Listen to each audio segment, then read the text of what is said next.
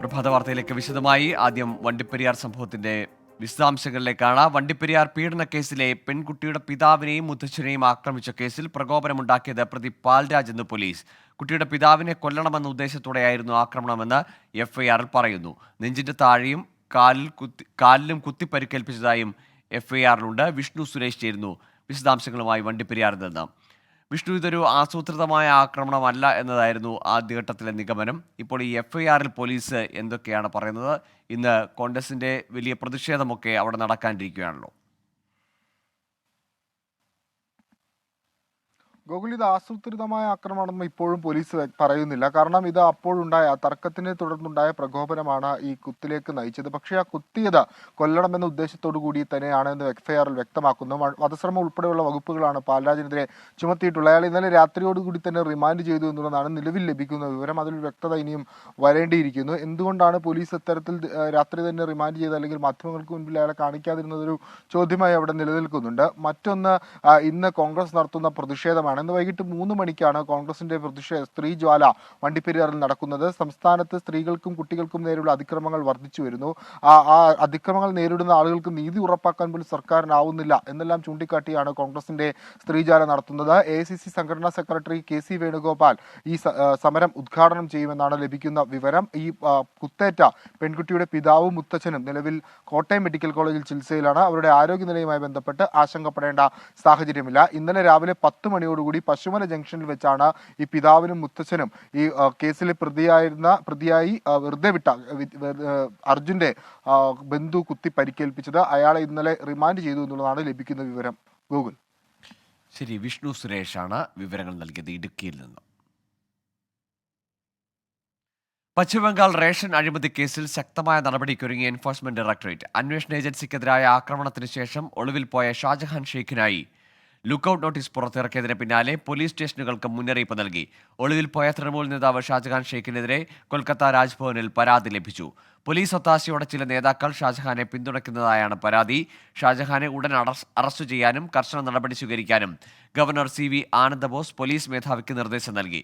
ഷാജഹാൻ സംസ്ഥാനം വിട്ടതായാണ് റിപ്പോർട്ട്. കൊൽക്കത്തയിൽ DYFI സംഘടിപ്പിക്കുന്ന യൂത്ത് ബ്രിഗേഡ് റാലി ഇന്ന്. തൊഴിലില്ലായ്മ ഉൾപ്പെടെയുള്ള വിഷയങ്ങൾ ഉയർത്തി കേന്ദ്ര സർക്കാരിന്റെയും മമതാ സർക്കാരിന്റെയും നയങ്ങൾക്കെതിരെയാണ് റാലി നടത്തുന്നത്. വിദ്യാർത്ഥികൾ, വനിതകൾ, കർഷകർ, തൊഴിലാളികൾ തുടങ്ങിയവർ റാലിയിൽ പങ്കെടുക്കുമെന്ന് DYFI അറിയിച്ചു. ലോക്സഭാ തെരഞ്ഞെടുപ്പിൽ പാർട്ടിയുടെ സ്വാധീനം വർദ്ധിപ്പിക്കുകയാണ് ലക്ഷ്യം. DYFI പശ്ചിമബംഗാൾ സംസ്ഥാന സെക്രട്ടറി മീനാക്ഷി മുഖർജിയുടെ നേതൃത്വത്തിൽ കഴിഞ്ഞ 1 മാസമായി നടക്കുന്ന കാൽനട പ്രചാരണ ജാഥയായ ഇൻസാഫ് ബ്രിഗേഡ് റാലിയും ഇന്ന് സമാപിക്കും. ലോക്സഭാ തെരഞ്ഞെടുപ്പിനുള്ള 2ാംഘട്ട സീറ്റ് വിഭജന ചർച്ചകൾ ഇന്ത്യ സഖ്യത്തിൽ ഇന്ന് ആരംഭിക്കും.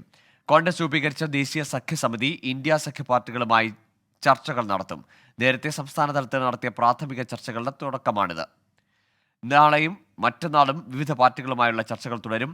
സീറ്റ് വിഭജനം സംബന്ധിച്ച് പശ്ചിമബംഗാൾ, ഉത്തർപ്രദേശ്, മഹാരാഷ്ട്ര അടക്കമുള്ള സംസ്ഥാനങ്ങളിൽ തർക്കം തുടരുന്നതിനിടെയാണ് നിർണായക ചർച്ചകൾക്ക് ഇന്ന് ആരംഭിക്കുന്നത്. വയനാട്ടിലെ വന്യമൃഗശല്യത്തിന് പരിഹാരമായി സമഗ്ര പദ്ധതി തയ്യാറാകുന്നു. തദ്ദേശ സ്ഥാപനങ്ങളുടെ പങ്കാളിത്തത്തിൽ നബാർഡിന്റെ സഹായത്തോടെയാണ് പദ്ധതി നടപ്പാക്കുന്നത്. 300 കോടിയോളം രൂപ ചെലവ് വരുന്ന പദ്ധതിയുടെ മാസ്റ്റർ പ്ലാൻ വനംവകുപ്പാണ് തയ്യാറാക്കിയത്. വന്യമൃഗശല്യം വയനാട്ടിൽ തുടർക്കഥ. കൃഷിനാശത്തിൽ നിന്ന് തുടങ്ങി മനുഷ്യജീവൻ നഷ്ടപ്പെടുന്ന വിധം പ്രതിസന്ധിയുടെ ആഴം കൂടിക്കൂടി വരുന്നു. വയനാടിന് വേണ്ടത് സമഗ്രമായ പദ്ധതി എന്ന തിരിച്ചറിവിലാണ് തദ്ദേശ സ്ഥാപനങ്ങളുടെ കൈകോർക്കൽ. സൗരോർജ്ജവേലി, കൽമതിൽ, ക്രാഷ് ഗാർഡ്, നിരീക്ഷണ ക്യാമറകൾ, വനവൽക്കരണം എന്നിവയാണ് ലക്ഷ്യമിടുന്നത്. 300 കോടി രൂപ ചെലവ് വരുന്ന പദ്ധതിയുടെ 5% തുക തദ്ദേശ സ്ഥാപനങ്ങൾ വഹിക്കും. വനം വകുപ്പിന്റെ മാസ്റ്റർ പ്ലാൻ തദ്ദേശ സ്വയംഭരണ സ്ഥാപനങ്ങളിലെ അധ്യക്ഷന്മാരുമായി ചർച്ച നടത്തി അന്തിമ രൂപരേഖ തയ്യാറാക്കും. നബാർഡിന്റെ സഹായത്തോടെ പദ്ധതി പ്രാവർത്തികമാക്കാനാണ് ശ്രമം. അഗ്രികൾച്ചർ മേഖലയിലാണ് പ്രോജക്റ്റ്. ഇതിൻ്റെ 5% തുക ആര് വഹിക്കുമെന്നുള്ളതാണ് ഇതിന് വേണ്ടത്. അത് വയനാട് ജില്ലയിലെ എല്ലാ തദ്ദേശ സ്വയംഭരണ സ്ഥാപനങ്ങളും കൂടെ സംയുക്തമായി ആ തുക ഞങ്ങൾ വകയിരുത്തും. ബാക്കി തുക നബാർഡിൽ നിന്ന് നമുക്ക് ലഭിക്കുകയും ചെയ്താൽ 300 കോടി രൂപ 2 വർഷം കൊണ്ട് വന്യമൃഗശല്യം പരിഹരിക്കുന്നതിന് നമുക്ക് ചെലവഴിക്കാൻ പറ്റും. എല്ലാ തദ്ദേശ സ്ഥാപനങ്ങളെയും കൂട്ടിയോജിപ്പിച്ച് വന്യമൃഗശല്യത്തെ നേരിടാൻ ഇത്തരമൊരു പദ്ധതി തയ്യാറാകുന്നത് സംസ്ഥാനത്ത് ആദ്യം. ഇതോടെ ജില്ലയിലെ മനുഷ്യ വന്യജീവി സംഘർഷം ലഘൂകരിക്കാൻ സാധ്യമാകുന്ന വലിയ ഇടപെടലാണ് ഉണ്ടാകുന്നത്. 24 വയനാട്. തമിഴ്നാട് പന്തല്ലൂരിൽ 3 വയസ്സുകാരിയെ പുലി ആക്രമിച്ച് കൊലപ്പെടുത്തിയതിൽ ഹർത്താൽ പ്രഖ്യാപിച്ച വ്യാപാര സംഘടന. നീലഗിരി ജില്ലയിലെ ഗൂഡല്ലൂർ, പന്തല്ലൂർ താലൂക്കുകളിലെ കടകൾ രാവിലെ 6 മുതൽ വൈകിട്ട് 6 വരെ അടച്ചിട്ട് പ്രതിഷേധിക്കും. സമീർ ബിൻ കരീം ചേരുന്നുണ്ട് പന്തല്ലൂരിൽ നിന്ന് വിവരങ്ങളുമായി. സമീർ, അവിടെ ഹർത്താൽ ആരംഭിച്ചിട്ടുണ്ടോ? വലിയ പ്രതിഷേധങ്ങൾക്ക് സാധ്യതയുണ്ട്, വാഹനങ്ങൾ തടയുമെന്നതൊക്കെയായിരുന്നു പ്രഖ്യാപനം. എന്താണ് അവിടുത്തെ ഒരു സാഹചര്യം? ഒപ്പം ഈ പുലിയെ പിടികൂടാനുള്ള നടപടികൾ എന്തെങ്കിലും അവിടെ ആരംഭിച്ചിട്ടുണ്ടോ?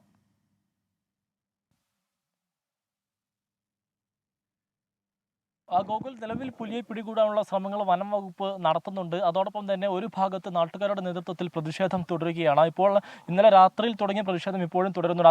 അതിനിടയിൽ പോലീസ് ഇവരെയൊക്കെ മാറ്റിയെങ്കിലും ഇപ്പോഴും പ്രതിഷേധം തുടരുകയാണ്. ഈ ഗൂഡല്ലൂർ വയനാട് പാത നാട്ടുകാരുടെ നേതൃത്വത്തിൽ ഉപരോധിച്ച് കൊണ്ടിരിക്കുകയാണ്. അതോടൊപ്പം തന്നെ നിലവിൽ ഈ കൊല്ലപ്പെട്ടിരിക്കുന്ന കുട്ടിയുടെ മൃതദേഹമുള്ളത് ഗൂഡല്ലൂർ ഗവൺമെന്റ് ആശുപത്രിയിലുമാണ്. ഏതായാലും നമുക്ക് നാട്ടുകാരുടെ പ്രതികരണത്തിലേക്ക് കടക്കാം. ഇപ്പോൾ എന്തൊരു ആവശ്യം ഉന്നയിച്ചാണ്, അല്ലെങ്കിൽ എന്താണ് നമ്മുടെ ഒരു ആവശ്യം? പ്രധാനമായും നമ്മുടെ ആവശ്യം എന്താണെന്ന് വെച്ചാൽ, ഇവിടെ ഈ മൃഗങ്ങളുടെ ശല്യം നാൾക്ക് നാൾ ഇവിടെ കൂടി വരികയാണ്.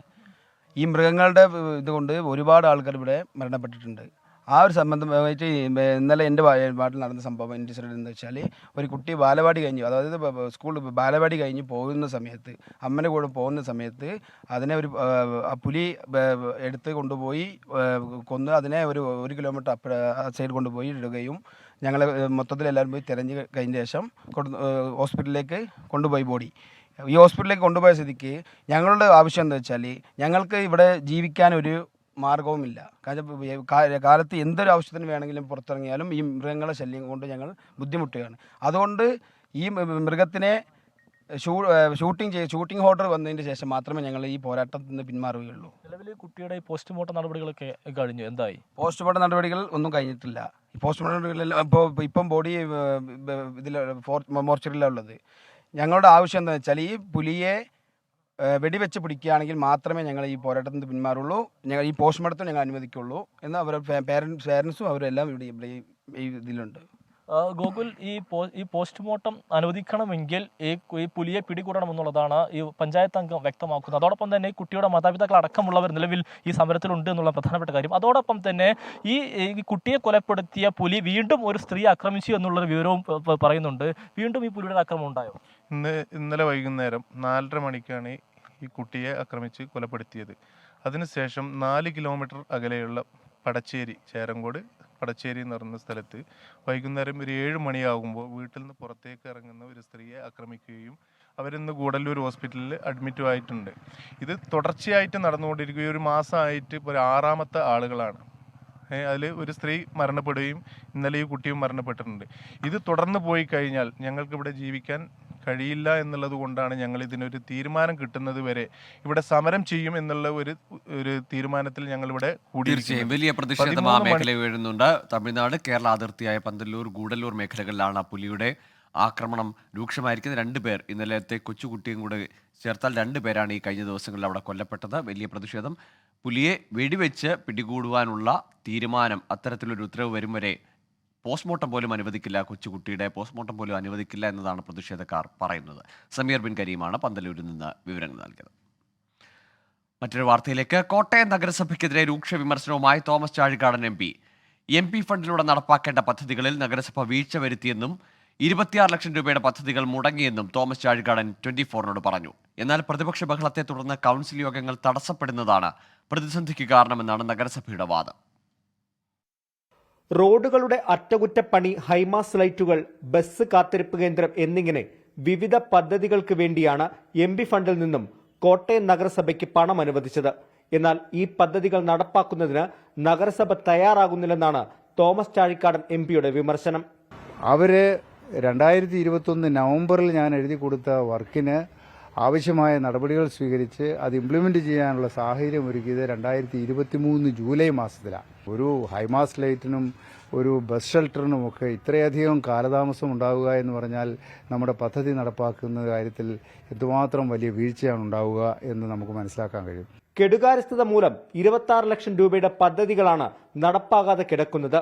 ഇക്കാര്യം പലതവണ ശ്രദ്ധയിൽപ്പെടുത്തിയിട്ടും നഗരസഭ വീഴ്ച വരുത്തുകയാണെന്നും MP ആരോപിക്കുന്നു. നിരവധി തവണ ഞാൻ തന്നെ വ്യക്തിപരമായി മുനിസിപ്പാലിറ്റിയിൽ ബന്ധപ്പെടുകയും അത് മുനിസിപ്പൽ ചെയർമാനെ ബന്ധപ്പെട്ടു, ചെയർപേഴ്സണെ ബന്ധപ്പെട്ടു, മുനിസിപ്പൽ സെക്രട്ടറിയെ ബന്ധപ്പെട്ടു, പലതരത്തിൽ അതിന് ഫോളോ അപ്പ് നടത്തിയിട്ടും യാതൊരു നീക്കവും ഉണ്ടായില്ല. എന്നാൽ പ്രതിപക്ഷ ബഹളത്തെ തുടർന്ന് കൗൺസിൽ യോഗം തടസ്സപ്പെടുന്നതിനാൽ പദ്ധതികളിൽ നടപടിയെടുക്കാൻ സാധിക്കുന്നില്ലെന്നാണ് ഭരണസമിതി പറയുന്നത്. നിരന്തരമായിട്ട് ഇവിടെ നടക്കുന്ന പ്രശ്നങ്ങൾ ചർച്ച ചെയ്തുകൊണ്ട് കൗൺസിൽ യോഗത്തിലെ സമയം അവസാനിക്കുകയാണ് ചെയ്യുന്നത്.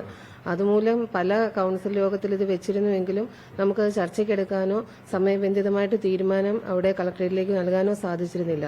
MP ഫണ്ട് 100% വിനിയോഗിച്ച MP-യാണ് തോമസ് ചാഴിക്കാടൻ. അതുകൊണ്ട് തന്നെ നഗരസഭയുടെ നീക്കത്തിന് പിന്നിൽ രാഷ്ട്രീയമുണ്ടെന്ന ആക്ഷേപവും ഇടതുപക്ഷത്തു നിന്ന് ഉയർന്നു വരുന്നുണ്ട്. സംസ്ഥാന സർക്കാർ നടപ്പാക്കുന്ന ലൈഫ് മിഷൻ അടക്കമുള്ള പദ്ധതികൾ നടപ്പാക്കുന്നില്ല എന്ന വിമർശനവും നേരത്തെ UDF ഭരിക്കുന്ന കോട്ടയം നഗരസഭയ്ക്കെതിരെ ഉയർന്നു വന്നിരുന്നു. അതിന് പിന്നാലെയാണ് ഇപ്പോൾ കോട്ടയം MP-യുടെയും വിമർശനം. എന്തായാലും ലോക്സഭാ തെരഞ്ഞെടുപ്പ് പടിവാതിക്കൽ എത്തി നിൽക്കെ ഈ വിഷയം സജീവ ചർച്ചയാവുകയാണ്. കോട്ടയത്ത് നിന്ന് ഷിബിൻ ബഷീറിനൊപ്പം ടോബി ജോൺസൺ, 24. സംസ്ഥാനത്ത് ഒറ്റപ്പെട്ട ശക്തമായ മഴയ്ക്ക് സാധ്യതയെന്ന് കേന്ദ്ര കാലാവസ്ഥാ വകുപ്പിന്റെ മുന്നറിയിപ്പ്. അടുത്ത 5 ദിവസം മഴ തുടരും. 3 ജില്ലകളിൽ യെല്ലോ അലർട്ട് പ്രഖ്യാപിച്ചു. എറണാകുളം, ഇടുക്കി, പാലക്കാട് ജില്ലകളിലാണ് യെല്ലോ അലർട്ട്. ഉയർന്ന തിരമാലയ്ക്കും കടൽക്ഷോഭത്തിനും സാധ്യതയുള്ളതിനാൽ തീരദേശത്ത് താമസിക്കുന്നവർ ജാഗ്രത പുലർത്തണം. അതേസമയം കേരള തീരത്ത് മത്സ്യബന്ധനത്തിന് വിലക്കില്ല. ഉത്തരേന്ത്യയിൽ അതിശൈത്യം തുടരുകയാണ്. ഡൽഹിയിൽ കാലാവസ്ഥാ നിരീക്ഷണ കേന്ദ്രം യെല്ലോ അലർട്ട് പ്രഖ്യാപിച്ചു. സർക്കാർ സ്വകാര്യ സ്കൂളുകൾക്ക് ശൈത്യകാല അവധി ഈ മാസം 10 വരെ നീട്ടി നൽകാൻ വിദ്യാഭ്യാസ ഡയറക്ടറേറ്റ് ഉത്തരവിട്ടു. ഡൽഹിയിൽ എയർ ക്വാളിറ്റി ഇൻഡെക്സ് 300-ന് മുകളിലാണ്. പഞ്ചാബ്, ഹരിയാന, ഛത്തീസ്ഗഡ്, രാജസ്ഥാൻ എന്നീ സംസ്ഥാനങ്ങളിൽ ശൈത്യതരംഗം 2 ദിവസം വരെ തുടരുമെന്ന് കാലാവസ്ഥാ നിരീക്ഷണ കേന്ദ്രം അറിയിച്ചു. മൂടൽമഞ്ഞിനെ തുടർന്ന് ദൃശ്യപരിധി കുറഞ്ഞത് ട്രെയിൻ, വ്യോമഗതാഗതത്തെ ബാധിച്ചിട്ടുണ്ട്. ജമ്മു കശ്മീരിൽ അന്തരീക്ഷ താപനില 0 ഡിഗ്രി സെൽഷ്യസിൽ താഴെ രേഖപ്പെടുത്തി. മേജർ ആർച്ച് ബിഷപ്പിനെ തെരഞ്ഞെടുക്കാനായി സിറോ മലബാർ സഭ സിനഡിന് നാളെ തുടക്കമാകും. കർദിനാൾ മാർ ജോർജ് ആലഞ്ചേരി രാജിവെച്ചതിനെ തുടർന്നാണ് പുതിയ സഭാധ്യക്ഷനെ തെരഞ്ഞെടുക്കുന്നത്. എറണാകുളം അങ്കമാലി അതിരൂപതയിലെ ഏകീകൃത കുർബാന തർക്കവും സിനഡിൽ ചർച്ചയാകും. സഭാ ഭൂമി ഇടപാട് കേസും ഏകീകൃത കുർബാന നടത്തിപ്പുമായി ബന്ധപ്പെട്ട് ഉയർന്നു വന്ന തർക്കങ്ങളും രൂക്ഷമായ സാഹചര്യത്തിലായിരുന്നു സീറോ മലബാർ സഭയുടെ അധ്യക്ഷ സ്ഥാനത്തു നിന്നുള്ള മാർ ജോർജ് ആലഞ്ചേരിയുടെ പടിയിറക്കം. സിനഡ് നടത്തുന്ന വോട്ടെടുപ്പിലൂടെയാണ് പുതിയ അധ്യക്ഷനെ തെരഞ്ഞെടുക്കുന്നത്. സിനഡിൽ പങ്കെടുക്കുന്ന ബിഷപ്പുമാരിൽ 3-2 വോട്ട് നേടുന്ന ആളായിരിക്കും അധ്യക്ഷ പദവിയിലേക്ക് എത്തുക. നിലവിൽ വിവിധ രൂപതകളിലെ മെത്രാന്മാർക്ക് പുറമെ സ്ഥാനമൊഴിഞ്ഞ് 80 വയസ്സിൽ താഴെയുള്ള മെത്രാന്മാർക്കും അധ്യക്ഷ തെരഞ്ഞെടുപ്പിൽ വോട്ടവകാശമുണ്ട്. പുതിയ അധ്യക്ഷൻ എല്ലാവരെയും കേൾക്കാൻ തയ്യാറായാൽ മാത്രമാണ് സഭയിലെ പ്രശ്നങ്ങൾക്ക് പരിഹാരമാകൂ എന്നാണ് എറണാകുളം അങ്കമാലി അതിരൂപതയിലെ വൈദികർ പറയുന്നത്. സംഭാഷണത്തിന് പ്രാമുഖ്യം നൽകുന്ന ഒരു മേജർ ആർച്ച് ബിഷപ്പും ഒരു സഭയും ഉണ്ടാകണം എന്നുള്ളത് മാത്രമാണ്. ഏത് പ്രശ്നങ്ങളുണ്ടായാലും പിതാക്കന്മാർ ജനങ്ങളെയും പുരോഹിതന്മാരെയും കേൾക്കാതെ ഏകപക്ഷീയമായ തീരുമാനം എടുക്കുന്നത് അനുഗുണമാകില്ല, ഉചിതമാകില്ല, അത് സത്സംഗമല്ല എന്ന് ഫ്രാൻസിസ് മാർപ്പാപ്പ നിരന്തരം പറഞ്ഞുകൊണ്ടിരിക്കുന്ന കാര്യമാണ്. അത് ഇവിടുത്തെ പിതാക്കന്മാർ കേൾക്കണം, മനസ്സിലാക്കണം, ആഗിരണം ചെയ്യണം, സ്വാംശീകരിക്കണം, നടപ്പിലാക്കണം എന്ന് മാത്രമാണ്. വത്തിക്കാനെയും സിനഡിനെയും വെല്ലുവിളിച്ച് മുന്നോട്ട് പോകുന്നവരെ സഭയുടെ ചുമതലയിൽ നിന്ന് മാറ്റി നിർത്താനുള്ള തീരുമാനം സിനഡിൽ നിന്നുണ്ടാകണമെന്നാണ് ഔദ്യോഗിക വിഭാഗത്തിന്റെ നിലപാട്. ഇതിനകത്ത് അംഗീകരിക്കാത്ത ഈ സിനഡ് തീരുമാനപ്രകാരമുള്ള കുർബാന, ഏകീകൃത കുർബാന അർപ്പിക്കാത്ത ആളുകളെ മുഖ്യമായിട്ട് ഞങ്ങൾ പറയുന്ന കാര്യം അവരെ മാറ്റി നിർത്തണം. അവർ പോയാൽ പോകട്ടെ. ഈ സഭയ്ക്കൊരു പൈതൃകമുണ്ട്. ആ പൈതൃകത്തെ നശിപ്പിക്കാതെ ആ കാര്യങ്ങളുമായിട്ട് മുന്നോട്ട് പോകണം. സഭാ നേതൃത്വം, പുതിയ സഭാ നേതൃത്വം തിരഞ്ഞെടുക്കപ്പെട്ടു വരുന്നവരായാലും ആർജവത്തോടുകൂടി ഈ പറയുന്ന വിമത വൈദികരുടെ പേരിലും വിമത അൽമായരായിട്ടുള്ളവരുടെ പേരിലും നടപടിയെടുക്കണം. അൽമായരായിട്ട് വിമതരായി ഞങ്ങൾ മാറ്റി നിർത്താൻ ഉദ്ദേശിക്കുന്നില്ല. പക്ഷേ ഇതിനൊക്കെ നേതൃത്വം കൊടുക്കുന്ന ബിഷപ്പുമാരെയും വൈദികരെയും ആദ്യം തന്നെ മാറ്റി നിർത്തണം. സഭയുടെ പിളർപ്പോളം എത്തി നിൽക്കുന്ന കുർബാന തർക്കത്തിൽ ഉൾപ്പെടെ സമവായത്തിലൂന്നിയുള്ള തീരുമാനമെടുക്കുക എന്നതാണ് പുതുതായി തെരഞ്ഞെടുക്കപ്പെടുന്ന സഭാധ്യക്ഷന് മുന്നിലുള്ള ആദ്യ വെല്ലുവിളി. എബിൻ ജോസ്, 24, കൊച്ചി.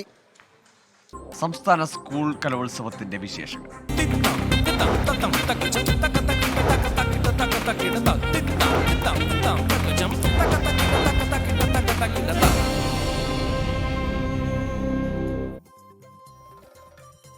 സംസ്ഥാന സ്കൂൾ കലോത്സവം ഇന്ന് 4-ാം ദിനം 674 പോയിന്റുമായി കണ്ണൂർ ജില്ലയാണ് ഒന്നാമത്. 663 പോയിന്റുകളുമായി പാലക്കാടും കോഴിക്കോടുമാണ് തൊട്ടു പിന്നിൽ.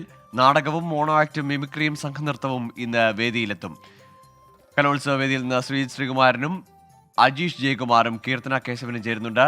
ആദ്യം ശ്രീകുമാരനിലേക്കാണ്. ശ്രീജിത്ത്, കലോത്സവം കൊടിയിറങ്ങാൻ ഇനി ഒരു ദിവസം കൂടി മാത്രമേ ഉള്ളൂ.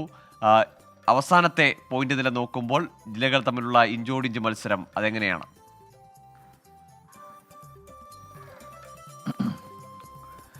ജില്ലകൾ തമ്മിൽ ഇഞ്ചോടിഞ്ച് മത്സരം ഗോകുൽ കഴിഞ്ഞ വർഷങ്ങളിലൊക്കെ സമാനമായ രീതിയിൽ തന്നെയാണ് കണ്ണൂർ ജില്ല ഒരു വലിയ പോരാട്ടം കാഴ്ചവെക്കുന്ന ജില്ല തന്നെയാണ്. ചേകവന്മാരുടെ നാട്ടിൽ നിന്നെത്തിയ കുട്ടികൾ വലിയ തോതിൽ ഒരു പോരാട്ടം കൊല്ലത്തും ഈ കായലിൻ്റെ മണ്ണിലും നടത്തുന്നു എന്ന കാര്യത്തിൽ യാതൊരു തർക്കവുമില്ല. 674 പോയിന്റാണ് ഈ കണ്ണൂർ ജില്ല ഇപ്പോൾ സ്വന്തമാക്കിയിട്ടുള്ളത്. എന്തായാലും പുതിയ കണക്കുകൾ വരാനിരിക്കുന്നതേ ഉള്ളൂ. അവസാനം തീർന്ന മത്സരങ്ങളുടെ പോയിന്റുകളടക്കം അപ്ലോഡ് ചെയ്യുന്നതേ ഉള്ളൂ. അപ്പോൾ കുറച്ചുകൂടി വ്യക്തത അക്കാര്യത്തിൽ ലഭിക്കും. 663 പോയിന്റുകളുമായി പാലക്കാട് ജില്ലയും അതുപോലെ തന്നെ കോഴിക്കോട് ജില്ലയും കഴിഞ്ഞ തവണത്തെ വിജയികളായ കോഴിക്കോട് ജില്ലയും രണ്ടാം സ്ഥാനത്ത് നിൽക്കുന്ന കാഴ്ച. 646 പോയിന്റുമായി തൃശ്ശൂർ ജില്ലയാണ് 3-ാം സ്ഥാനത്ത് നിൽക്കുന്നത്. ആതിഥേയരായ കൊല്ലം 4-ാം സ്ഥാനത്താണ് ഇപ്പോൾ ഉള്ളത് എന്നാണ് ഏറ്റവും ഒടുവിൽ പോയിന്റ് പട്ടിക സൂചിപ്പിക്കുന്നത്. എന്തായാലും ഇനിയും ഗ്ലാമർ ഇനങ്ങളും അതുപോലെ തന്നെ നാടകം, ഹൈസ്കൂൾ വിഭാഗം നാടക മത്സരങ്ങളൊക്കെ ഉണ്ട്. അത് കോഴിക്കോടിൻ്റെയും പാലക്കാടിൻ്റെയും കണ്ണൂരിൻ്റെയും തൃശ്ശൂരിൻ്റെയും കൊല്ലത്തിൻ്റെയും ഒക്കെ നിരവധി കുട്ടികൾ അതിൽ മത്സരിക്കാനുണ്ട്. അപ്പീലുകളുടെ റിസൾട്ട് ഇനിയും വരാനുണ്ട്.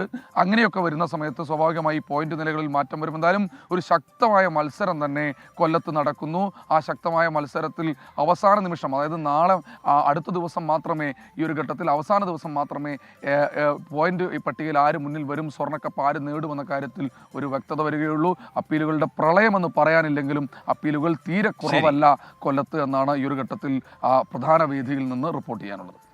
അജീഷ് ജയകുമാറിലേക്ക് പോകുന്നു. അജീഷ്, ശനിയാഴ്ച ഇന്നലെ വലിയ തിരക്ക് കണ്ടു. 24 പവലിയന് മുന്നിലും ആ തിരക്ക് പ്രകടമായിരുന്നു. ഇന്ന് ഞായറാഴ്ചയാണ്, അവധി ദിവസം. വലിയ ഒരു ജനപങ്കാളിത്തം, തിരക്ക് പ്രതീക്ഷിക്കുന്നില്ല ഇന്നും? ഗോകുൽ, ഈ കലോത്സവം തുടങ്ങിയ ആദ്യ 2 ദിവസങ്ങളിൽ ഈ പ്രധാന വേദി, ഒന്നാം വേദിയായ ONV സ്മൃതിയിലൊഴികെ മറ്റ് പ്രധാനപ്പെട്ട പരിപാടികൾ നടക്കുന്ന വേദികളിലൊക്കെ കാഴ്ചക്കാർ വളരെ കുറവായിരുന്നു.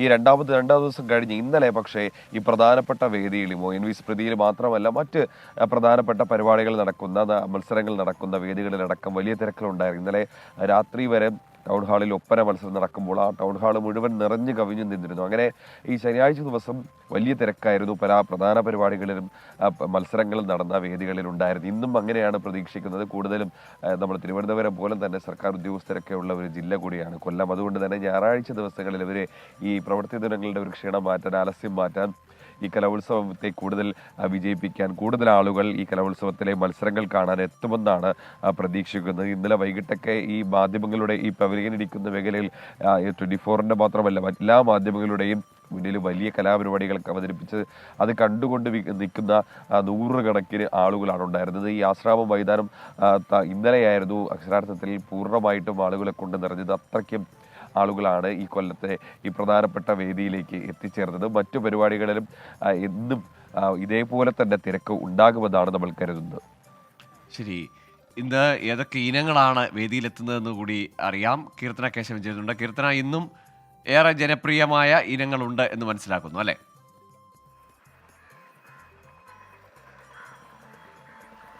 അതെ ഗോകുൽ, ഞാനിപ്പോൾ നിൽക്കുന്നത് പ്രധാന വേദിയായ ആശ്രാമ മൈതാനത്തിൻ്റെ പുറത്താണ്. ONV സ്മൃതി അതിനെ പുറത്താണ് നിൽക്കുന്നത്. പ്രവേശന കവാടത്തിൻ്റെ ഭാഗത്തായി ഇന്നും ജനപ്രിയ മത്സരങ്ങളാണ് അരങ്ങേറുക. പ്രധാന വേദിയിൽ ഇന്ന് രാവിലെ തന്നെ നല്ല മത്സരങ്ങളാണ്.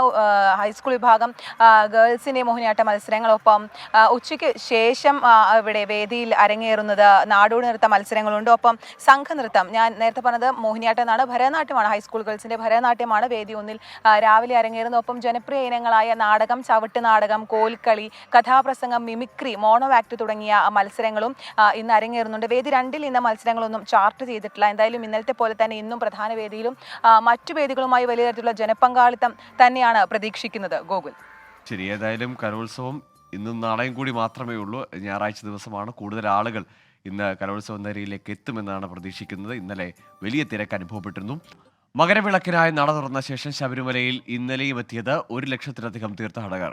1,1017 പേരാണ് സന്നിധാനത്തെത്തിയത്. അവധി ദിവസമായതിനാൽ ഇന്നും തിരക്ക് വർദ്ധിക്കാനാണ് സാധ്യത. പുല്ലുമേട് കാനനപാത വഴിയുള്ള തീർത്ഥാടനത്തിലും വലിയ വർധന. അരവണ വിതരണത്തിലെ പ്രതിസന്ധി പൂർണ്ണമായും പരിഹരിക്കാനായിട്ടില്ല. മലബാർ ഗോൾഡ് ആൻഡ് ഡയമണ്ട്സിന്റെ വിപുലീകരിച്ച പുതിയ ഷോറൂം കൊല്ലം കരുനാഗപ്പള്ളിയിൽ തുറന്നു. MLA-മാരായ CR മഹേഷും സുജിത് വിജയൻ പിള്ളയും ചേർന്നാണ് ഉദ്ഘാടനം ചെയ്തത്. 15 വർഷമായി പ്രവർത്തിക്കുന്ന ഷോറൂമാണ് നവീകരിച്ചത്. അന്താരാഷ്ട്ര നിലവാരത്തിലുള്ള പുതിയ ഷോറൂമിൽ ആകർഷകമായ കളക്ഷനുകളാണ് ഒരുക്കിയിട്ടുള്ളത്. ഇതോടെ പ്രഭാത വാർത്ത പൂർണ്ണമാകുന്നു. എല്ലാ പ്രേക്ഷകർക്കും ഒരു നല്ല ദിനം ആശംസിക്കുന്നു.